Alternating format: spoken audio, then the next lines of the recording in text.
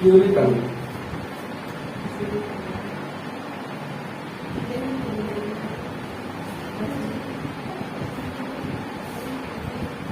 चलिए आप समझिएगा कि क्यूरी का नियम किसे कहते हैं। चलिए आपसे क्यूरी का नियम एग्जाम में पूछेगा या पूछे, लेकिन क्यूरी ताप पूछेगा जरूर, क्यूरी ताप जरूर पूछेगा। तो पहले देखते हैं क्यूरी का नियम। चलिए क्यूरी का नियम देखते हैं। याद रखिएगा क्यूरी ने यह बताया कि क्यूरी ने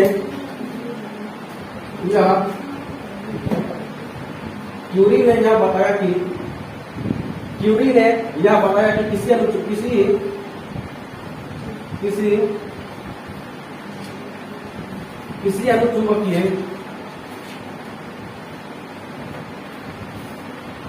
क्यूरी ने यह बताया कि किसी अनुचुंबकीय पदार्थ क्यूरी ने यह बताया कि किसी अनुचुंबकीय पदार्थ की चुंबकन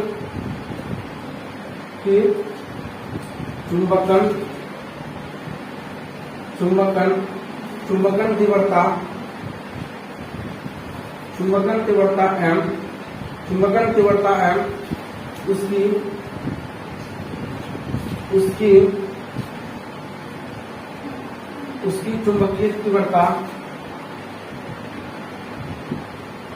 उसकी चुंबकीय तीव्रता h के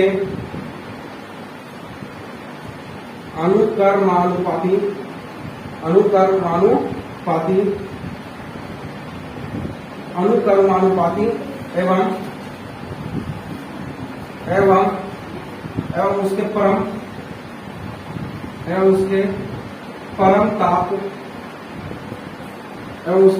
परम ताप T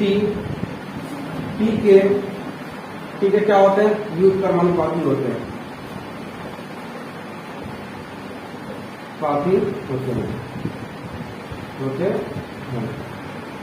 समझेगा।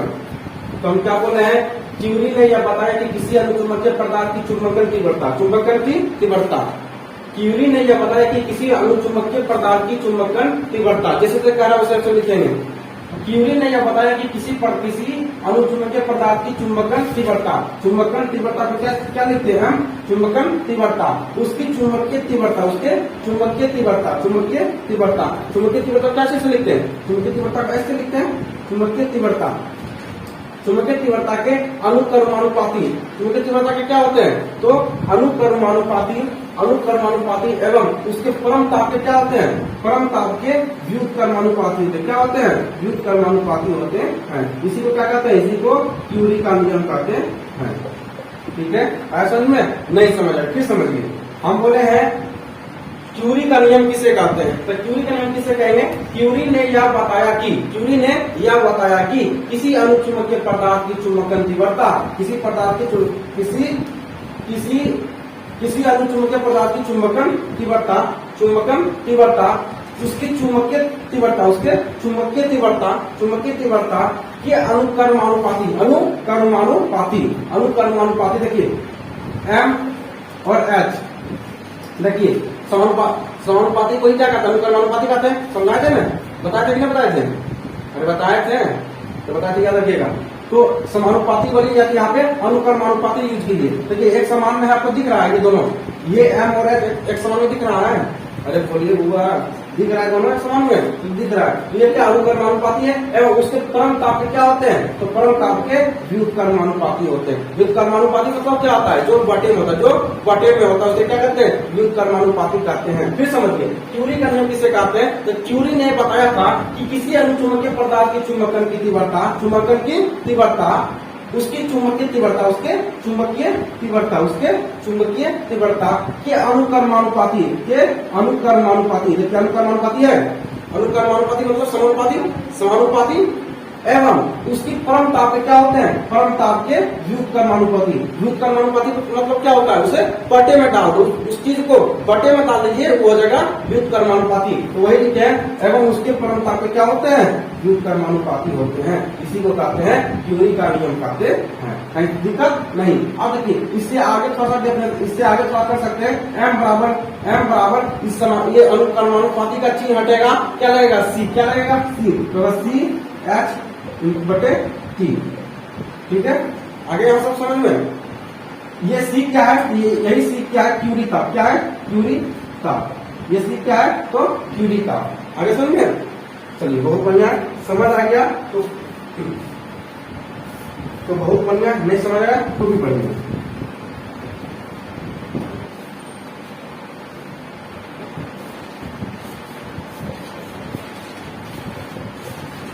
चलिए अब आगे बढ़ते हैं। अब अगला टॉपिक देखते हैं, क्यूरी का नियम में कहीं परेशानी पूछिए, नहीं परेशानी तो आगे बढ़े। कहीं परेशानी है क्यूरी के नियम में, क्यूरी के नियम में कहीं परेशानी नहीं होनी चाहिए, कहीं दुख नहीं है, दर्द नहीं, परेशानी गिलास से कोई शिकायत नहीं होगी। तो आगे चलते हैं। आप जो है जो ये एग्जाम पूछेंगे नहीं पूछेंगे तो मुकद्दर की बात है। अगर ये जो हम पढ़ा रहे हैं नहीं पूछेगा तो ये गलत बात है, क्योंकि क्यूरी का नियम पूछा जाता है या नहीं जाता है, लेकिन क्यूरी का ताप कोई पूछेगा और पता नहीं एग्जाम में कहां से काम कर सकता है, कोई नहीं जानता है। इसलिए याद रखिएगा क्यूरी ताप, क्यूरी आप पढ़ेंगे क्यूरी ताप। चलिए क्यूरी ताप पढ़ते हैं। क्यूरी ताप पढ़िएगा, यही आपका लास्ट टॉपिक। एक क्यूरी ताप पढ़ेंगे, उसका पढ़ेंगे डोमेन का नियम, बस खत्म करेंगे। ये क्यूरी का नियम, क्यूरी का नियम किसे कहते हैं, वह ताप जिसके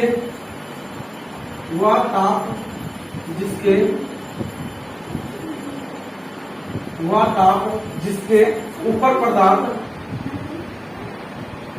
वह ताप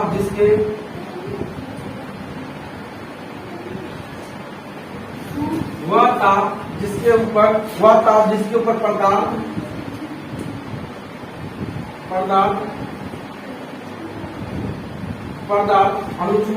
पदार्थ अनुचुंबकीय एवं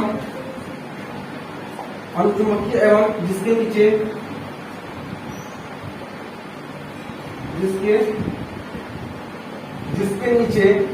लोह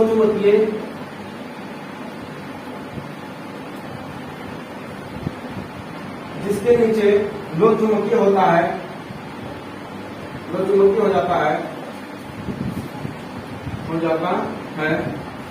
उसे क्यूरी ताप कहते हैं, उसे क्यूरी ताप कहते हैं। क्या कहते हैं, तो क्यूरी ताप कहते हैं। ठीक है, याद रखिएगा, क्या याद रखिएगा, तो वह ताप जिसके ऊपर पदार्थ क्या होता है, अनुचुंबकीय। वह ताप जिसके ऊपर पदार्थ क्या होता है, पदार्थ जो है वह अनुचुंबकीय हो जाता है, और जिसके नीचे मान लीजिए लोहा है, तो लोहा के ऊपर भाग क्या हो जाता है, ऊपर भाग अनुचुंबकीय हो जाता है, और नीचे का भाग क्या हो जाता है, तो लोह चुंबकीय। क्या हो जाता है, लोह चुंबकीय हो जाता है। उसी को क्या कहते हैं, क्यूरी ताप कहते हैं। उसी को क्या कहते हैं, क्यूरी ताप कहते हैं। वही हम लिखे हैं, वह ताप जिसके ऊपर पदार्थ क्या होता है, पदार्थ अनुचुंबकीय हो जाता है, और जिसके नीचे पदार्थ क्या होता है, लोह चुंबकीय हो जाता है। उसी को क्या कहते हैं, क्यूरी ताप कहते हैं। कहने का मतलब क्या है कि ऊपर के भाग अनुचुंबकीय हो गया, लेकिन पूर्ण रूप से वो चुंबक नहीं बना है, पूर्ण रूप से वो चिपका नहीं है, लेकिन नीचे का भाग क्या लोह चुंबकीय हो गया। ये लोह चुंबकीय मतलब हो गया कि पूर्ण रूप से चुंबक में आकर्षित हो जाएगा, लेकिन ऊपर का भाग क्या है, वो पूर्ण रूप से चुंबक नहीं बना है ना, पूर्ण रूप से वो चुंबक नहीं बना, पूर्ण रूप से वो सटेगा नहीं, लेकिन लोहा नीचे का भाग क्या हो गया, लोह चुंबकीय हो गया, और नीचे का भाग जब लोह चुंबकीय हो गया तो पूर्ण रूप से वह चिपक जाएगा चुंबक में। ठीक है, तो याद रखिएगा, ऊपर का भाग जो है अनुचुंबकीय बन जाता है, और नीचे का भाग क्या बनता है, लोह चुंबकीय बन जाता है। इसी को क्या कहते हैं, क्यूरी ताप कहते हैं। ठीक है, याद रखिएगा, एक्शन बराबर क्या होता है, 1/, एक्शन समानुपाती 1/3, 1/3।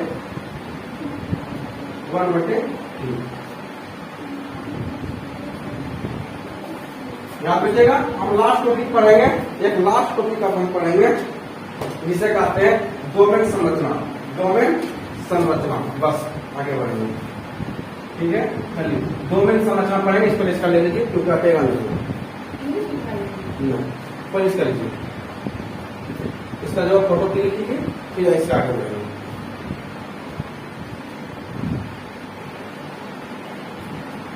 गया। चलिए अब लास्ट टॉपिक आपका है चैप्टर भी आपका द एंड अब हो जाएगा।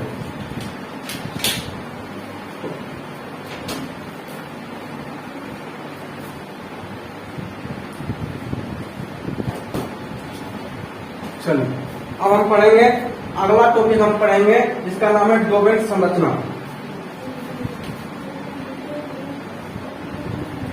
डोमेन संरचना, डोमेन संरचना।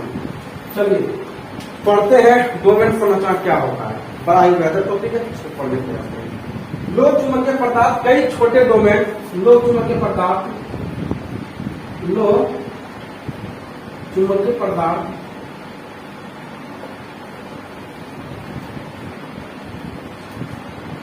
लोक चुंबकीय पदार्थ कई छोटे डोमेन से बने होते हैं, कई छोटे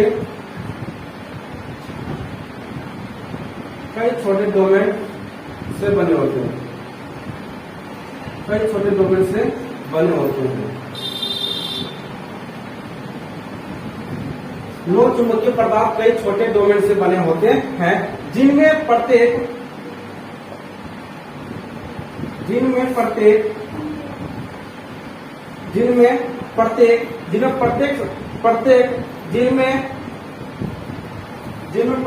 स्वचालित रूप से क्या है, तो स्वचालित रूप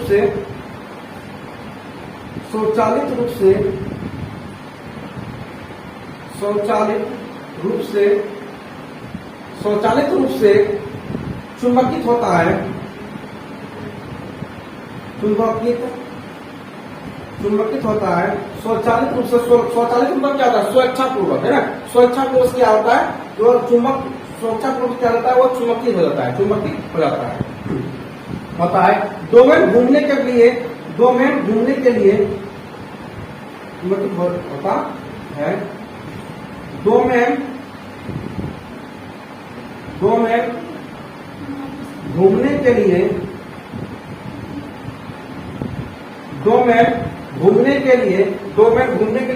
स्वतंत्र है, लेकिन डोमेन घूमने के लिए क्या है, स्वतंत्र है, लेकिन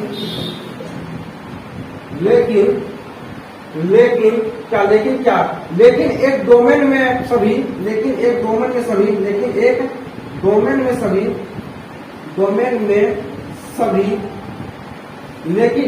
में सभी, क्या है, सभी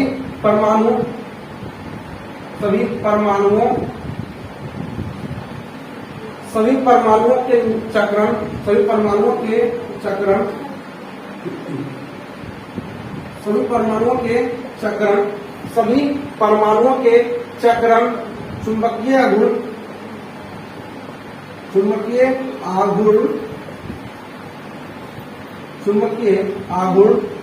आघूर्ण एक ही दिशा